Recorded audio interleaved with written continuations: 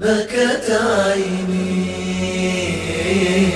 frères et sœurs, avec toute sincérité, combien de jours, de semaines, d'années, de mois sont passés? Est-ce que tu t'es posé certaines questions?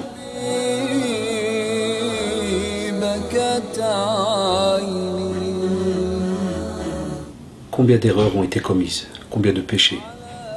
T'es-tu posé la question, est-ce que tu te rappelles de ce que tu as fait durant toute cette période?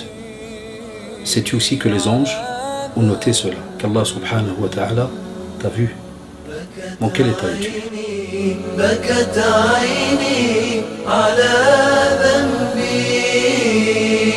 Remets-toi en question.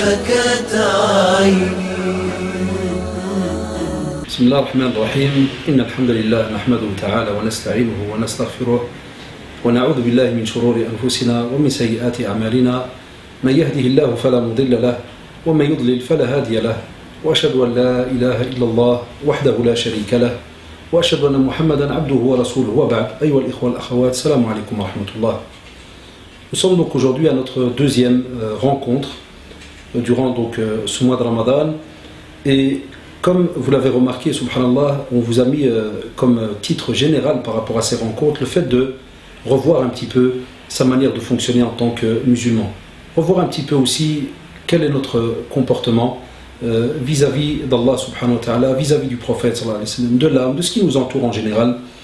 Et il est un fait que pour arriver à comprendre et à changer des fois notre relation vis-à-vis d'Allah subhanahu wa ta'ala, et c'est notre sujet donc d'aujourd'hui, il est important premièrement de passer par ce qu'on appelle l'instruction, talabul ilm, l'acquisition du savoir.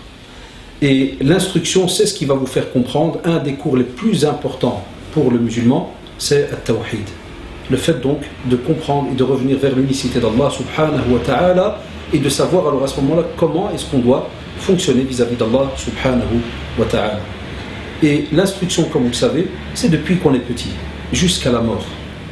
Il n'y a pas de moment comme des fois on entend certains jeunes, ils pensent qu'arrivé à un certain âge seulement, on pourra commencer à étudier ou à faire ceci ou cela, ou bien j'ai déjà fait 2-3 ans, ou bien lorsqu'ils viennent des fois s'inscrire chez nous au cours, est-ce qu'après 3 ans donc c'est bon, je connais, je fais... Non, c'est toute ta vie, chers frères et sœurs. C'est toute ta vie. Et Allah subhanahu wa ta'ala, tu vis sa présence tous les jours, depuis que tu ouvres tes yeux le matin jusqu'au coucher. Est-ce qu'alors à ce moment-là tu te poses la question pour savoir comment est-ce que tu vas fonctionner donc justement avec lui, subhanahu wa ta'ala, ou bien qu'est-ce qu'il attend de toi justement durant ta journée, ou bien est-ce que tu te poses aussi la question, est-ce que ce que j'ai fait aujourd'hui va-t-il être accepté par Allah subhanahu wa ta'ala? Et si jamais il n'a pas été accepté, tu ne le sais pas, mais pour certaines choses tu sais que ça n'a pas été accepté, spécialement si tu as touché à quelque chose d'illicite.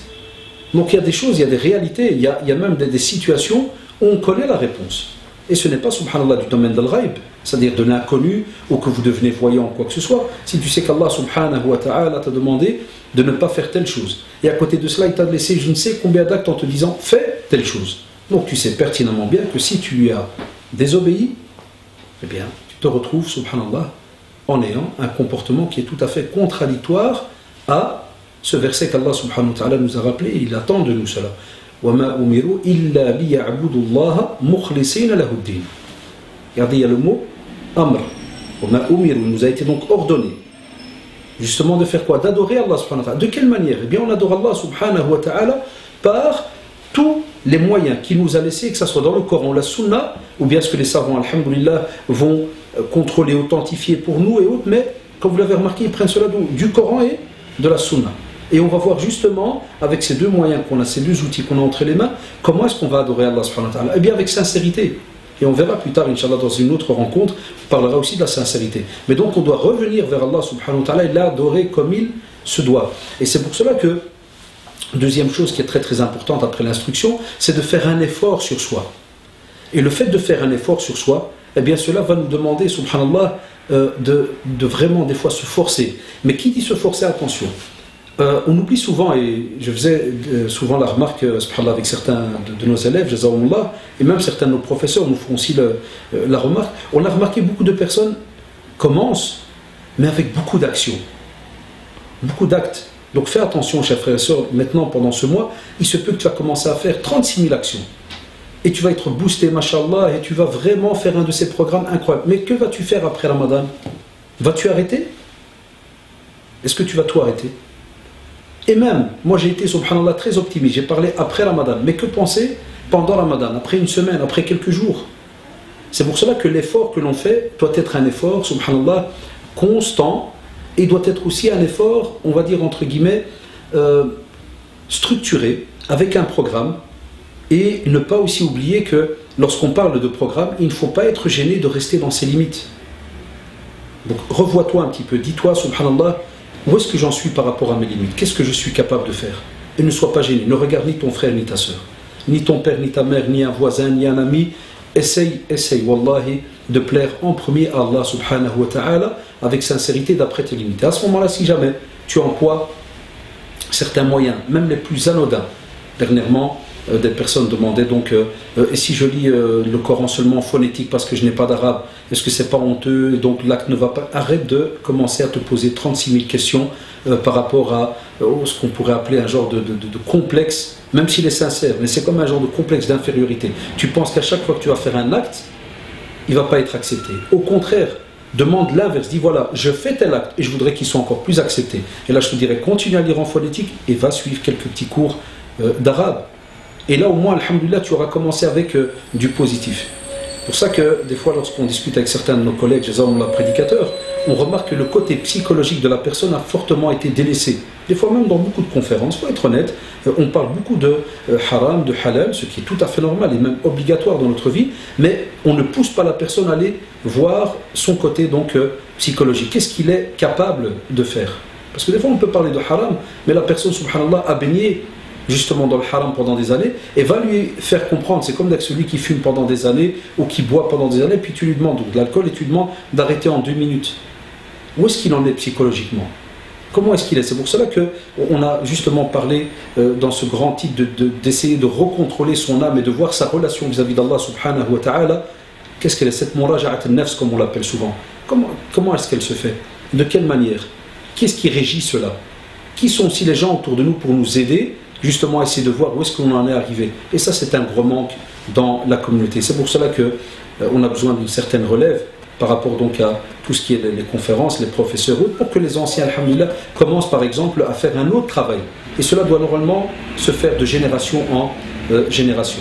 Aussi, lorsqu'on demande de faire un effort constant, je parle aussi à ceux qui sont mariés, ceux aussi qui ont des enfants. Il est un fait que chacun a sa vitesse, chacun a ses moyens.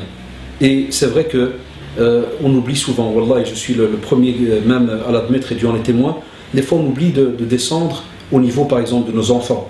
Parce qu'eux aussi doivent apprendre petit à petit, dès qu'ils sont dans l'obligation de prier, ou bien lorsqu'ils sont dans l'apprentissage. Imaginez quand vous avez des enfants qui apprennent maintenant à prier pendant le Ramadan, et qui apprennent même des fois à faire des petites heures de jeûne, eh bien la même chose. Ils doivent commencer petit à petit à entendre parler de ce mot « nafs », l'âme, et ils doivent savoir que justement ce jeûne est là pour un petit peu les pousser à voir intérieurement leur manière de fonctionner, de penser, les petites mauvaises actions qui passent par la tête et ainsi de suite, et voir un petit peu comment est-ce qu'ils réagissent, qu'est-ce qu'ils racontent, qu'est-ce qu'ils pensent par rapport à cela. Et d'âge en âge, on voit au fur et à mesure l'enfant avancer et savoir qu'il a justement une relation, pas qu'avec lui-même et ses parents qui l'entourent ou amis, mais aussi vis-à-vis d'Allah subhanahu wa ta'ala. D'où vous avez le hadith très connu chez les professeurs, le hadith al-Jariya, où le prophète sallallahu alayhi wa sallam vient chez une petite fille, lui dit Aïna Allah, elle lui dit Fis sama. Donc regardez, il vient et lui dit où est-ce qu'il est Allah subhanahu wa ta'ala? Elle lui dit il est dans le ciel. Regardez quel cours de aqidah à une petite fille, à un petit enfant. Tout ça pour lui faire comprendre que même si tu es petite, sache que justement Allah subhanahu wa ta'ala est présent. À ce moment-là, vous remarquerez qu'il reste alors un troisième point. Et on ne vit pas seul. C'est le fait de faire attention à ses fréquentations. Si tu veux, et je te demande d'aller revoir justement ton nafs, ton âme, et de voir comment est-ce que tu fonctionnes, intérieurement et extérieurement, il faut alors absolument que tu contrôles ceux qui sont autour de toi. Et ceux qui des fois gravitent même très longtemps avec nous, ce sont les amis. C'est pour ça que le prophète sallallahu alayhi wa sallam nous a interpellés en disant Inna mathalul jalis as-salih wa jalis as-su' ka hamil al-miski wa nafikh al-kir. Ça veut dire qu'on a deux exemples. La bonne fréquentation et la mauvaise fréquentation. La bonne fréquentation, c'est comme lorsqu'on parle du parfumé. Tu viens chez lui, soit tu achètes ou tu n'achètes pas, mais quoi qu'il arrive, tu sors de la parfumée. Ou bien le forgeron, c'est un noble métier, attention, hein, mais l'exemple est donné pour dire qu'effectivement, quand on va vers ce genre de métier, on sort de là, soit on sent des fois l'essence ou le brûlé ou autre, et on vous dit ça laisse des traces. La fréquentation, c'est la même chose. C'est la même chose comme a dit le prophète sallallahu alayhi wa sallam.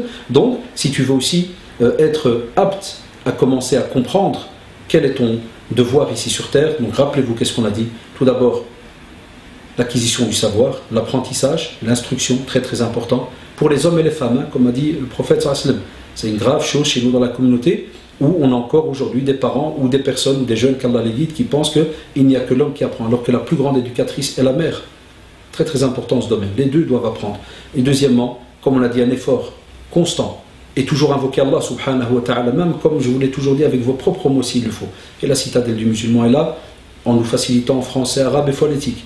Et troisièmement, faire aussi en sorte que l'on ait de bonnes fréquentations.